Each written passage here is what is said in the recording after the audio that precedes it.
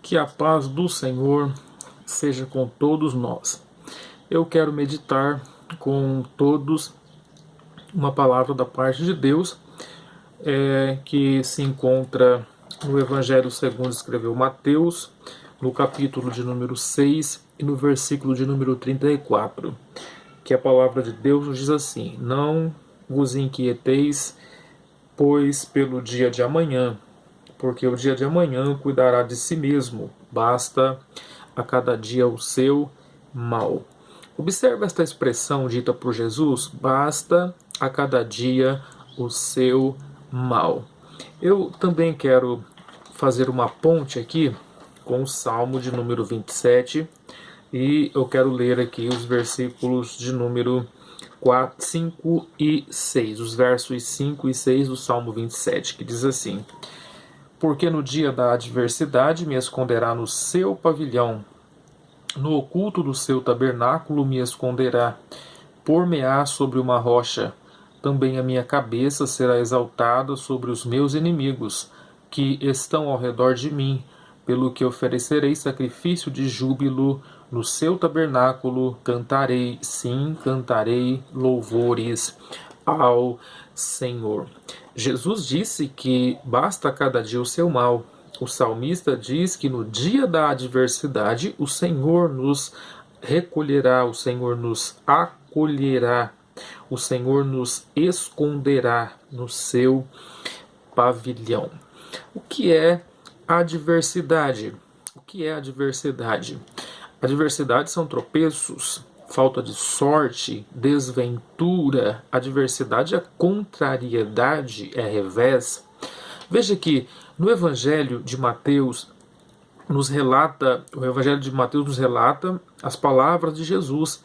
E Jesus fez uma declaração tanto quanto assustadora, porque ele revela que cada dia traz consigo um mal e uma adversidade que essa adversidade ela é inevitável, porém ela é também necessária. A Bíblia Sagrada nos diz, na carta de Paulo aos Romanos, no capítulo de número 5 e no versículo de número 3, o seguinte que eu quero ler aqui com vocês. Romanos capítulo 5, versículo 3. E não somente isso, mas também nos gloriamos nas tribulações, sabendo que a tribulação produz paciência. Então observe que nada do que Deus faz em nossa vida é sem propósito. Adversidades vêm com o propósito de produzir em nós paciência, segundo o que nos ensina o apóstolo Paulo. Talvez a intrigante pergunta diante de um tema aparentemente paradoxal seja: como extrair lições da adversidade? Como extrair lições em meio à adversidade? O Salmo de número 27 nos mostra o quanto Deus nos ama e o que Ele pode fazer conosco quando a adversidade chega. Não existe bênção maior do que estar escondido sob as asas do Todo-Poderoso. O relato bíblico histórico de alguns personagens nos ensina que é possível crescer e receber bênçãos extraordinárias nas adversidades que enfrentamos para a glória de Deus. Portanto, se você estiver passando por alguma adversidade, por algum revés na sua vida, que você possa aprender a extrair lições que glorifiquem ao Deus dos céus. Então, algumas coisas que nós precisamos aprender. A adversidade é uma cartilha de lições profundas. A adversidade é uma cartilha de lições profundas. Veja o que diz o sábio Salomão no livro do Eclesiastes, no capítulo de número 7 e no versículo de número 14. No dia da prosperidade, goza do bem, mas no dia da adversidade considera, porque também Deus fez este em oposição àquele, para que o homem nada ache que tenha de vir depois dele. No dia da prosperidade, aproveite, goze, desfrute, mas no dia da adversidade, pondere, pense, considere. Observe por que a adversidade chegou. Extraia lições das adversidades que você possa estar passando. É interessante que algumas traduções deste versículo que são interessantes. Por exemplo, na versão brasileira, este versículo diz assim: assim, a fim de que o homem não descubra coisa alguma que há de vir depois de si. Figueiredo traduziu assim: sem que o homem ache contra ele justificadas queixas, o final do versículo. Porém, há uma versão espanhola de Prate, onde temos um sentido considerável ou compreensível e espiritual. Prate diz assim: a fim de que o homem não ache fora de Deus nada. Então veja bem, o que o sábio Salomão está dizendo? No dia da prosperidade goza, no dia da adversidade considera, porque Deus fez tanto um quanto o outro. Para quê? Para que fora de Deus o homem não ache absolutamente coisa alguma. Para que fora de Deus o homem não ache absolutamente coisa alguma. Ou seja, todas as coisas que precisamos, nós vamos encontrá-las simples e unicamente em Deus. E quando nós estamos em comunhão com Deus, mesmo passando por adversidades, nós temos a convicção de que este Deus maravilhoso, Ele estará nos auxiliando, Ele estará nos ajudando para que possamos enfrentar as adversidades. Então, fora de Deus, não há nada, né? Nós não conseguimos achar absolutamente nada fora de Deus. Isto pode significar que tanto no dia da prosperidade como no da adversidade, podemos achar a nossa maior satisfação em Deus. Podemos achar a nossa maior satisfação em Deus. Um dos textos mais incríveis da Bíblia Sagrada, e talvez um dos textos mais comentados hoje, ou mais propagados hoje em dia, é um texto dito por Paulo na carta aos Filipenses, no capítulo de número 3, no capítulo de número 4, melhor, no versículo de número 13. Este é um texto muito citado, muito comentado, muito falado, quando o apóstolo Paulo diz: eu posso todas as coisas naquele que me fortalece, indicando que ele podia todas as coisas em Deus ou em Jesus, através do Espírito Santo. Porém, uma coisa que nós praticamente não paramos para meditar é que os versículos que antecedem o versículo de número 13, eles são reveladores, eles revelam algo importante. Permita-me ler aqui os versículos 10 a 13 do capítulo 4 da carta de Paulo aos Filipenses. Ora, muito me regozijei no Senhor por finalmente reviver a vossa lembrança de mim, pois já vos tinhais lembrado, mas não tinhais tido oportunidade. Não digo isto como por necessidade, porque já aprendi a contentar-me com o que tenho. Sei estar abatido e sei também ter abundância. Em toda maneira e em todas as coisas estou instruído tanto a ter fartura como a ter fome, tanto a ter abundância como a padecer necessidade. E aí vem o texto mais conhecido desta carta: posso todas as coisas naquele que me fortalece. Observe que antes de Paulo dizer que ele podia todas as coisas naquele que o fortalecia, que era o próprio Deus, Paulo diz: eu aprendi a ter necessidade. Eu aprendi a contentar-me com o que tenho. Eu aprendi a estar eu sei estar abatido e sei também ter em abundância. Em todas as maneiras, em todas as coisas, estou instruído. Ou seja, eu aprendi que eu posso ter fartura, mas eu posso padecer fome. Eu aprendi a ter bastante coisa, mas eu aprendi também a viver com pouco, a ter necessidade. Ele está instruído nessas coisas. Veja que antes de Paulo dizer que ele podia todas as coisas naquele que o fortalecia, ele disse assim: olha, eu sei, nas adversidades eu sei que eu posso contar com alguém que está comigo. Nas adversidades eu sei que eu posso encontrar em Deus a satisfação que eu preciso. Eu preciso estar satisfeito com o meu Deus e encontrar nele a satisfação que eu preciso para que nas adversidades eu possa continuar dizendo: posso todas as coisas naquele que me fortalece.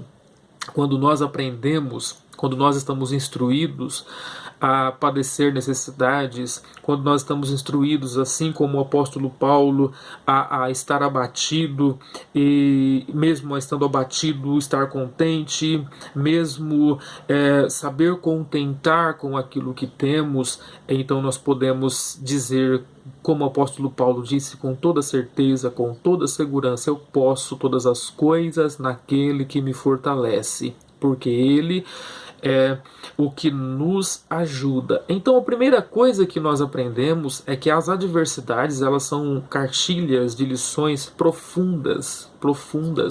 Não esqueça de que a prosperidade, depois da prosperidade vem a adversidade. E depois da adversidade, nós então descobrimos que estamos mais fortes, descobrimos que em Deus nós somos capazes de vencer as adversidades da vida. E então podemos dizer, como Paulo disse: posso todas as coisas naquele que me fortalece. Qual é a segunda lição que nós aprendemos da adversidade? É que a adversidade nos ensina a confiança. A adversidade nos ensina a confiança. Vamos voltar ao Salmo de número 27 para nós lermos os versos 1 ao verso de número 3. Salmo de número 27, nós vamos voltar lá no Salmo 27 e nós vamos ler os versos de 1 ao verso de número 3, que diz assim: o Senhor é a minha luz e a minha salvação. A quem temerei? O Senhor é a minha força, o Senhor é a força da minha vida, de quem me recearei? Quando os malvados, meus adversários e meus inimigos, investiram contra mim para comerem as minhas carnes, tropeçaram e caíram. Ainda que um exército me cercasse, o meu coração não temeria. Ainda que a guerra se levantasse contra mim, nele confiaria. Veja, a convicção do salmista, pode um exército se levantar contra mim, pode os malvados, os meus adversários, eles podem investirem contra a minha vida no intuito de comerem a minha carne. Porém, a convicção de Davi era tão grande que, mesmo que não esteja escrito aqui, dá para nós entendermos das entrelinhas do texto que Davi pode dizer: eles não vão conseguir fazer isso. Jamais eles conseguirão fazer isso. Por quê? Porque eu estou confiando no Deus que me guarda. Eu estou confiando no Deus que pode me proteger. Veja que no versículo 1 ele diz: o Senhor é a minha luz e a minha salvação. De quem temerei? A quem temerei? O Senhor é a minha luz. Ou seja, não vou andar em trevas. O Senhor é a minha salvação. Ou seja, qualquer perigo iminente, o Senhor está ali para me socorrer. Então, se é assim, a quem eu vou temer? De quem eu vou ter medo? O Senhor é a força da minha vida. O Senhor é a força da minha vida. De quem me recearei? Veja a convicção. A segunda lição importante que aprendemos na adversidade é a lição da confiança. Quando vem a adversidade, o que nós precisamos fazer? Confiar no Deus que está conosco. Por que nós precisamos confiar? Porque a Bíblia nos ensina que quem confia não é confundido. Quem confia não é confundido. No livro do profeta Isaías, no capítulo de número 49, no versículo de número 23, o profeta diz: e os reis serão os teus aios, e as princesas, tuas armas diante de ti, se inclinarão com o rosto em terra e lamberão o pó dos teus pés, e saberás que eu sou o Senhor, e os que confiam em mim não serão confundidos. E os que confiam em mim não serão confundidos. Em quem que você e eu e nós colocamos a nossa confiança? Se nós estivermos colocando a nossa confiança em Deus, nós podemos ter convicção de uma coisa: nós não seremos confundidos. Porque o Deus que nos chamou, Ele nos faz ter confiança nele, e esta confiança não nos permite sermos confundidos. Mais um texto ainda, no Salmo de número 71, no versículo de número, no verso 1 diz assim: em ti, Senhor, confio, nunca seja eu confundido. Em ti, Senhor, confio, nunca seja eu confundido. O que isso significa? Significa que confiar em Deus, mesmo quando vem a adversidade, esta adversidade não pode tirar a nossa convicção, a nossa certeza, a nossa segurança de que Deus está no controle de todas as coisas, de que Deus é Senhor absoluto de todas as coisas.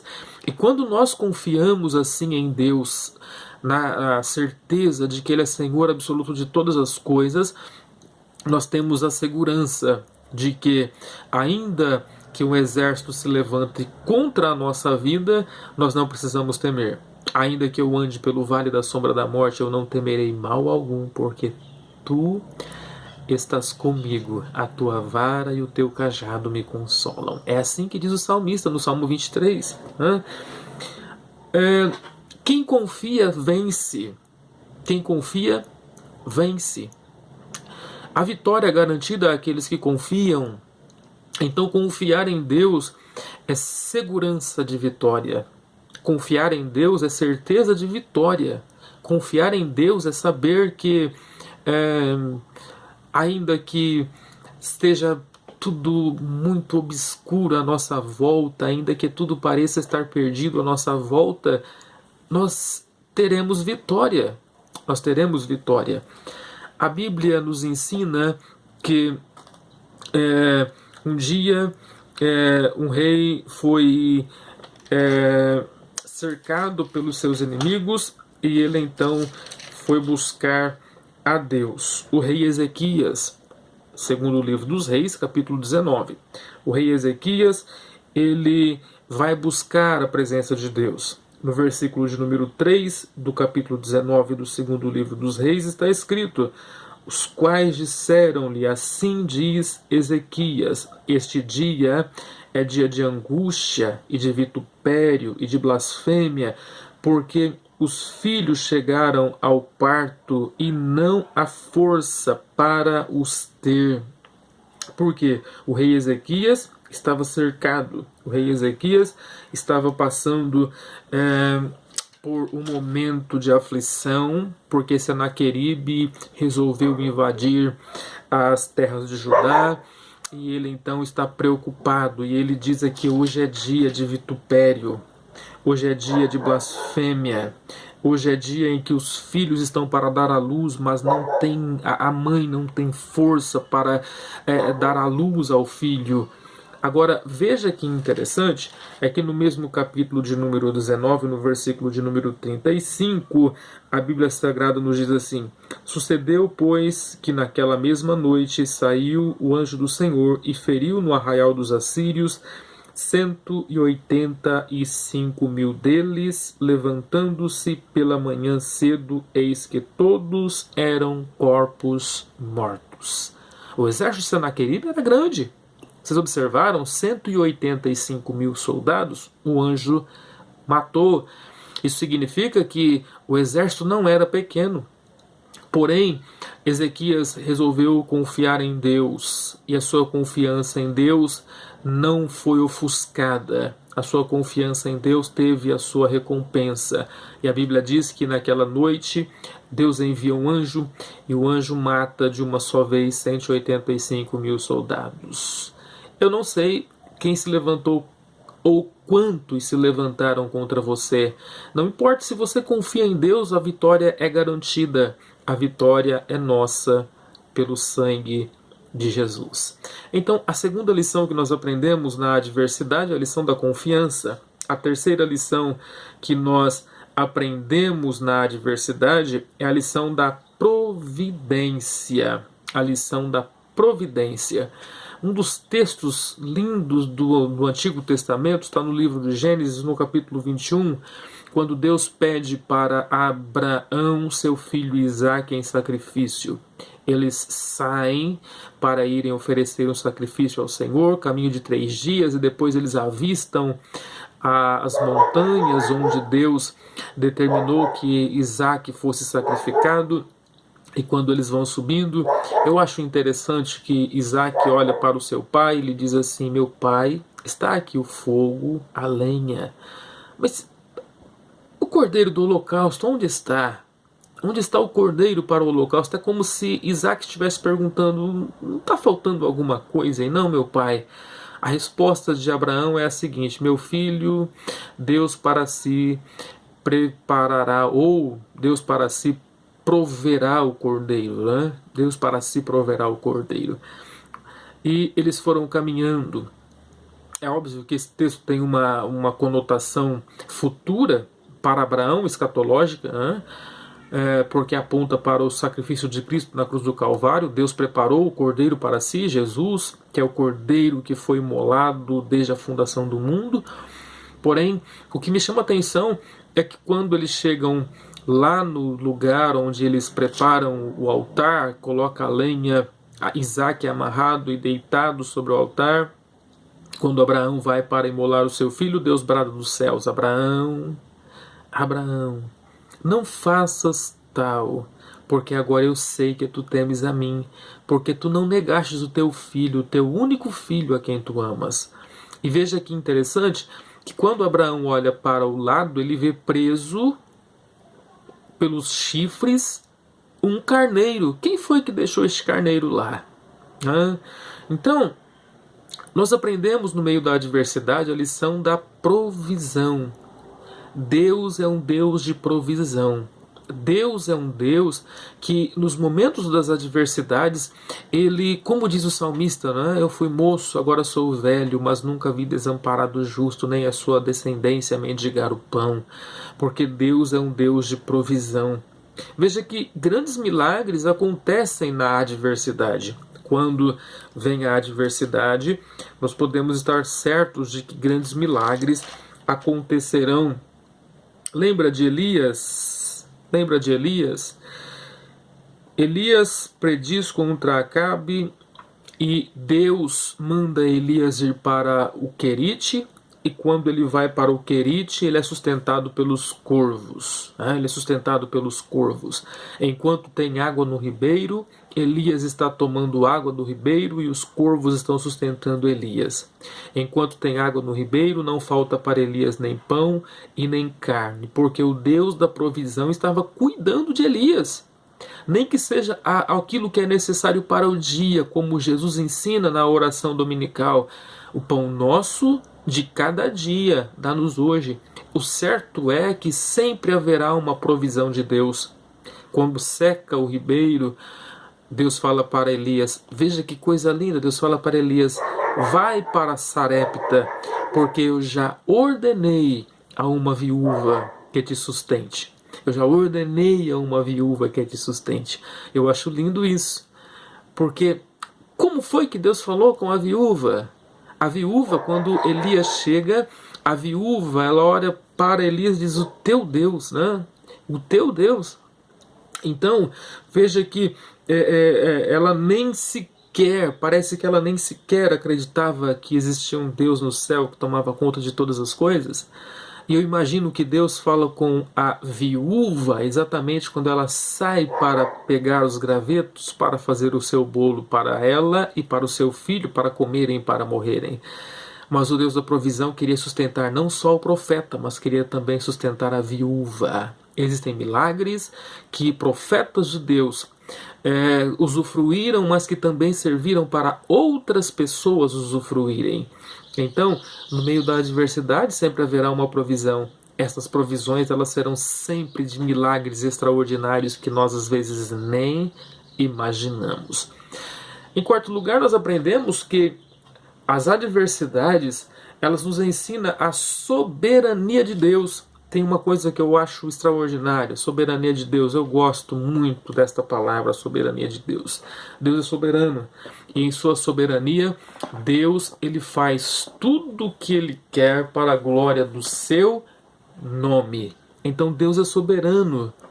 Você está passando por adversidade, você está passando por lutas, não se preocupe, você serve a um Deus que é soberano. Você serve a um Deus que está no controle de todas as coisas.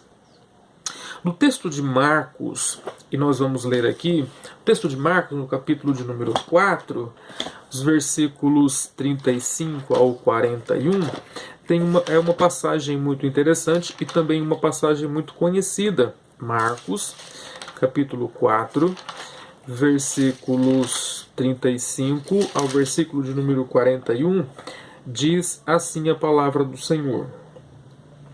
Eu vou ler aqui 35. O subtítulo desse texto diz: Jesus apazigua a tempestade, e naquele dia, sendo já tarde, disse-lhes: passemos para a outra margem. E eles, deixando a multidão, o levaram consigo, assim como estava no barco, e havia também com ele outros barquinhos, e levantou-se grande temporal de vento, e subiam as ondas por cima do barco, de maneira que já enchia de água. E ele estava na polpa dormindo sobre uma almofada, e despertaram-no dizendo: Mestre, não te importa que pereçamos? E ele, despertando, repreendeu o vento e disse ao mar: Cala-te, aquieta-te. E o vento se aquietou, e houve grande bonança. E disse-lhes: Por que sois tão tímidos? Ainda não tendes fé? E sentiram grande temor, e diziam uns aos outros: Mas quem é este que até o vento e o mar lhe obedecem? Veja, deste texto nós aprendemos: navegar foi uma ordem de Jesus. E quando Jesus dá uma ordem, nós precisamos obedecê-la. Não importa o que vai acontecer no meio do caminho. O que é certo é que nós chegaremos ao destino, porque a ordem foi dada. Aprendemos também que o barco ia a pique, tanto que os discípulos ficaram apavorados, embora conhecessem o mar da Galileia, embora eles fossem peritos, eles ficaram apavorados porque o barco ia a pique. Veja, outra coisa que nós aprendemos neste texto é que o homem Jesus dormia. O homem Jesus dormia. Mas o Deus Jesus não dorme, não dormita, não cochila. E aprendemos também que alguém despertou o Mestre. Era necessário que alguém despertasse Jesus.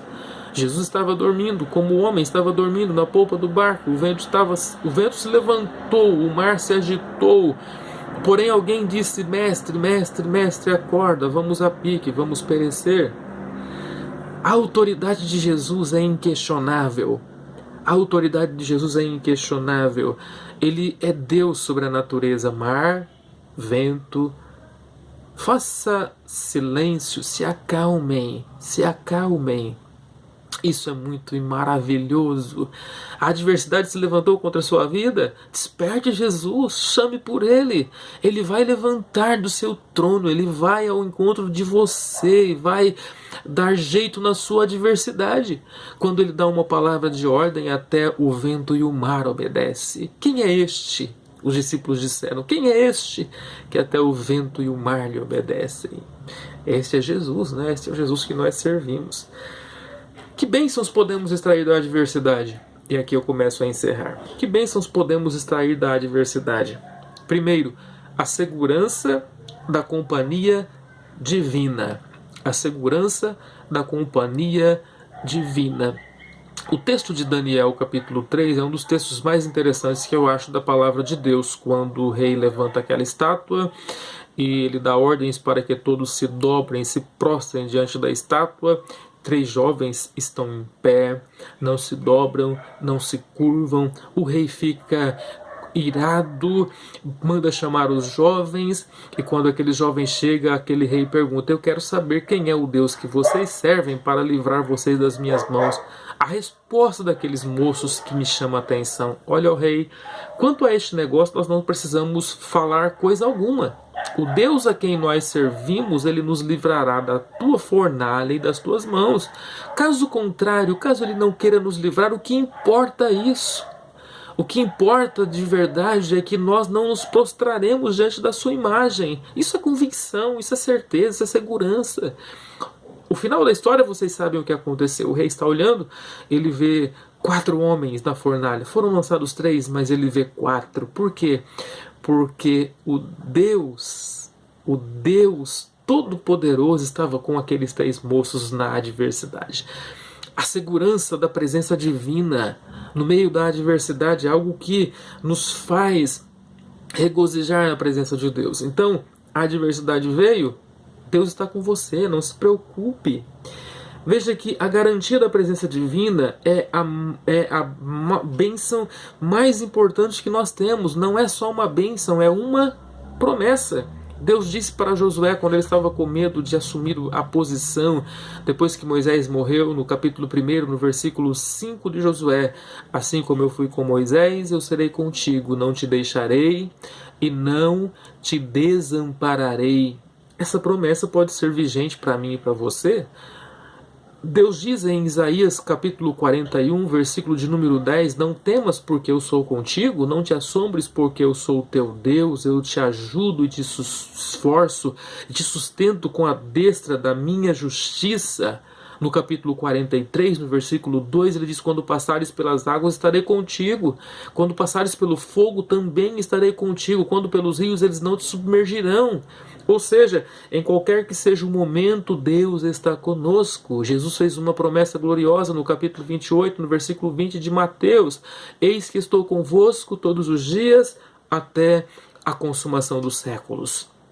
Quando Paulo estava se sentindo sozinho, desamparado pelos seus amigos, ele diz para Timóteo, no capítulo 4 da segunda carta a Timóteo, a partir do versículo 16, todos me deixaram, mas o Senhor me assistiu e me fortaleceu na minha primeira defesa. O Senhor me assistiu e me fortaleceu. Então a primeira bênção que podemos extrair na adversidade é a bênção da presença divina. A segunda bênção que podemos extrair da adversidade é a tranquilidade que o Espírito Santo nos proporciona. Lembra de Pedro lá encarcerado?